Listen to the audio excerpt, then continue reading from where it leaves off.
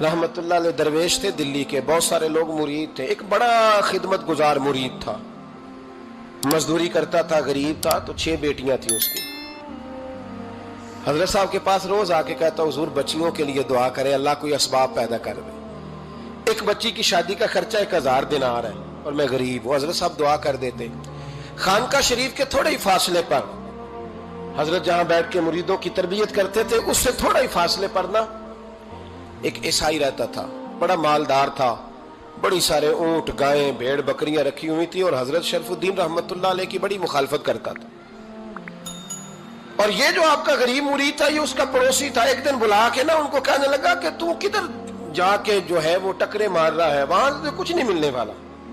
वो तुझे क्या देंगे जिनकी खानका खुद चंदे पे चलती है, मदरसा चंदे पे चलता है, मस्जिद चंदे पे चलती है, तेरी बेटी का मामला कहां हल होगा?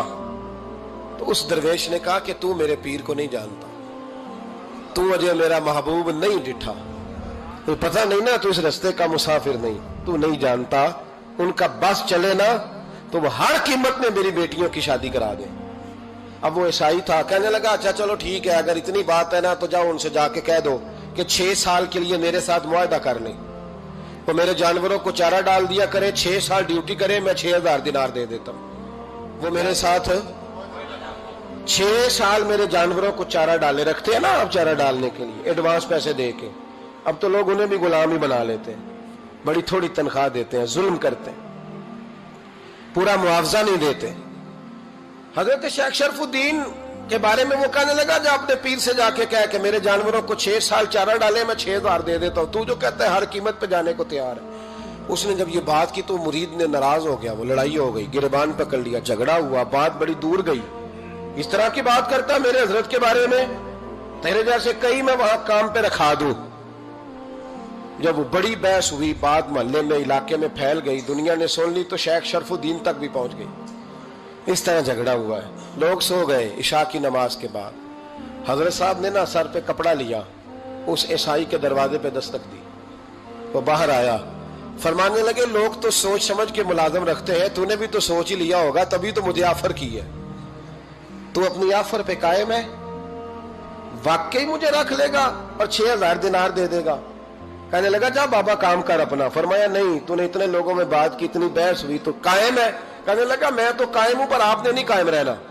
फरमाया मैं सोच समझ के आया हूं। उसने कहा आप ड्यूटी करेंगे, भैंसों को चारा डालेंगे? फरमाया एक शर्त, बस जब अजान हो जाए ना तो मुझे रब की नमाज पढ़ने की इजाजत दे देना, बाकी सुबह शाम जो तू कहेगा। अगर उस गरीब की बेटियां ब्याही जाए तो मुझे और क्या चाहिए? उसकी 6 बेटियों का बोझ है उसके सर पे, तू मुझे रख ले। अल्लाह अकबर। वो कहने लगा चले पे मेरे साथ खते बंदगी कर ले। आजकल हम स्टाम करते हैं, उस जमाने में खते बंदगी होता था, गुलामी का खत, काजी शहर के पास, यानी उसका ख्याल था कि चलो स्टाम की बात करूंगा तो भाग जाएंगे। फरमाया चल मैं तैयार हूं। काजी तक गए, तय हो गया, 6000 दिनार दे दिए। हजरत ने मुरीद को बुलाया, फरमाया पुत्र ये ले जा, जा मेरी बेटियों को रवाना कर दे। कहने लगा हुजूर ये क्या कर रहे हो आप, कुछ सोचे? फरमाया यार जब तुझे बेटा बना लिया तो फिर मेरी पोतियां तो लगती हैं ना, मेरा हक तो बनता है ना, जा जाके ड्यूटी कर, उनको ब्याह दे। बात फैल गई। बादशाह भी अकीदतमंद था, वो 12000 दिनार लेके पहुंचा। क्या बताऊं इन रब के बंदों का दिल कैसा होता है, क्या दर्द होता है, क्या रंग। 12000 दिनार लेके बादशाह आया और आके हजरत को पेश किए, का हुजूर आप दें इस ईसाई को, डबल दें और जाए काम करें। आप फरमाने लगे तू पैसे दे, शर्तें ना लगा, मेरा जहां दिल करेगा मैं खर्च करूंगा, मुझे तो मजा ही अब आने लगा है, अभी तो लुत्फ आ रहा है, अभी तो जायका आया है कुछ करने का, पैसे देने हैं तो दे, पाबंदी ना लगा, जहां मेरा दिल करेगा मैं। उसने कहा हुजूर ठीक है रख ले। हजरत ने फजर मस्जिद में पढ़ी, जेब में 12000 दिनार थे, ऐलान फरमाया भी किसी और की बेटी भी बैठी है तो पैसे मेरे पास है। वो 12000 दिनार भी बांट दिया, और 12000 दिनार बांट के ना तो फिर चले गए खेत में चारा काटने। उस ईसाई को किसी ने बतलाया कि उनके पास तो 12000 आया है, पर तुझसे जान नहीं छुड़ाई उन्होंने, कि वादा ये हुआ था कि 6 देंगे तो जाएंगे, जब तक देंगे नहीं तेरे घर में काम करेंगे। वो ना चारा काट रहे थे, हजरत साहब तो वहां पहुंच गया, दूर जाके खड़ा हो गया, कहने लगा बाबा پہلے تو میں نے مسلمانوں کے اخلاق سنے تھے، اب تو میں نے دیکھ بھی لیے۔ پر یہ بتا جب 12,000 آیا تھا جان کیوں نہیں چھڑائی؟ تو حضرت چارہ کاٹتے کاٹتے رو پڑے، فرمانے لگے تو نہیں نہ جانتا یہ بیٹیاں سانجھی ہوتی ہیں، پتہ نہیں نا؟ میرے رسول پاک نے تو حاتم تائی کی بیٹی کے سر پہ کپڑا رکھ کے کہا تھا بیٹیاں برابر ہوتی ہیں، تو یہ نہیں پتا جب اس کی 6 بیٹیوں کی شادی ہوئی ہے میرے اندر روحانیت کتنی بڑی ہے۔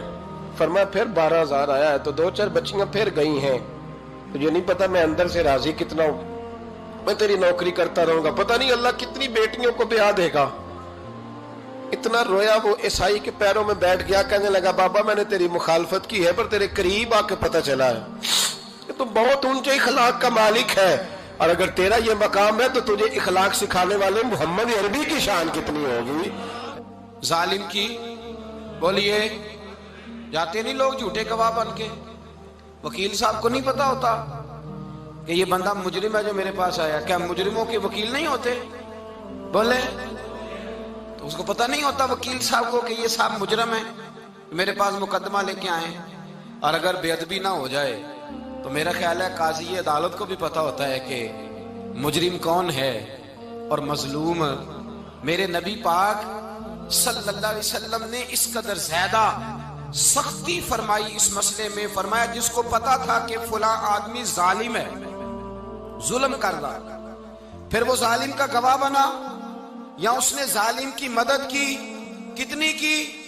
شارحین لکھتے ہیں چاہے اس نے ایک جملہ بول کے کی، چاہے ایک، سارے بولیے، چاہے ایک غریب کو اس نے ظلم کیا تو کہتے ہیں علاج یہ سی، چاہے ایک جملہ بول کے کی، شارحین اس حدیث کی شرح میں لکھتے ہیں ایک جملہ بول کے چاہے مدد کی، جس بندے نے کسی ظالم کی مدد کی کسی مقدمے میں یا کسی صورت میں اور اسے پتا تھا یہ ظالم ہے، میرے نبی پاک صلی اللہ تعالی علیہ وسلم فرماتے ہیں اگر اس نے مدد کی، ابھی ظالم کی بات نہیں ہو رہی، ظالم کے مددگار کی بات ہو رہی، اگر کسی نے ظالم کی مدد کی تو حضور فرماتے ہیں خدا بھی اس سے بری و ذمہ ہے، رسول بھی اس سے بری و ذمہ ہے۔ سنبھال کے رکھے اپنی نمازیں، قربانیاں، حج، زکوٰۃ سنبھال کے رکھے۔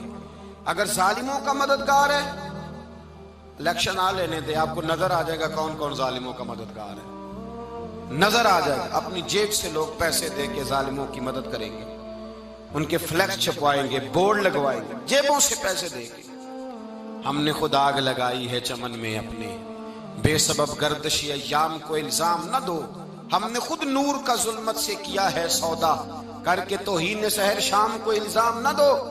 ظالموں کے مددگار میدان میں آ گئے، یہ چھوٹا لفظ نہیں، میرے حبیب پاک صلی اللہ علیہ وسلم نے فرمایا جو ظالم کا مددگار ہے سن لے جو سجن کے ساتھ کچہری جاتا ہے، وہ یاد رکھے جو دوست کا گواہ بنتا ہے، وہ یاد رکھے جو کہتا ہے میں مانگی گیا تھا، مجھے بلایا گیا تھا قبضہ چھڑانے کے لیے کسی غریب بیوہ کی جائیداد پہ، وہ سن لے تو مدد کر کے نہیں آیا، تو خدا کے ذمے سے نکل گیا ہے۔ رسول پاک نے فرمایا تیرا میرا تعلق ختم ہو گیا، تو ظالم کا مددگار ہو گیا، پھر تو کہتا میں بے چین ہوں، میں بے قرار ہوں، میں آزمائش کا شکار ہوں، پلٹ کے دیکھ تو صحیح تیرا گناہ کتنا بڑا ہے۔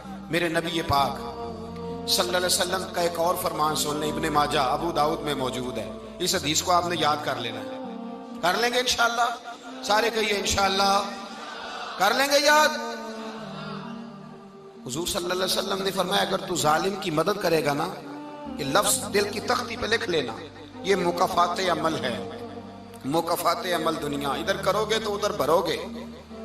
فرمایا اگر تو کسی ظالم کی مدد کرے گا، سن لے حضور کا فرمان ہے، اگر تو ابن ماجہ ابو داؤد سیاہ میں موجود ہے، فرمایا اگر تو کسی ظالم کی مدد کرے گا تو رب تعالیٰ مرنے سے پہلے تیرے اوپر بھی ظالم کو مسلط کر دے گا، تیرے اوپر بھی ایک دفعہ ظلم ضرور ہوگا اگر تو ظالم کی، وہ کسی صورت میں بھی ہو سکتا ہے، کسی صورت میں بھی تیرا بیٹا ہی اٹھ کے ظلم کر دے گا، تو الجھ جائے گا، کسی نہ کسی جگہ تیرے لیے تباہی کا سامان ہوگا، تیرے اوپر ظلم ہوگا، اس لیے کہ تو ظالموں کا مددگار ہے۔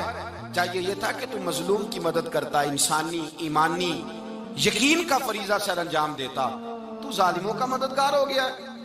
ٹٹول کے دیکھ لیں، رزلٹ نکال کے دیکھ لیں، ہمارے زمانے میں ظالموں کے مددگار زیادہ ہیں، اتنی لمبی زبانیں نکال کے ظالموں کی مدد کرتے ہیں، بڑے بڑے کالم نویس اللہ نے انہیں قدرت دی لکھنے کی، تو اپنا قلم ظالموں کی مدد میں خرچ کرتے ہیں۔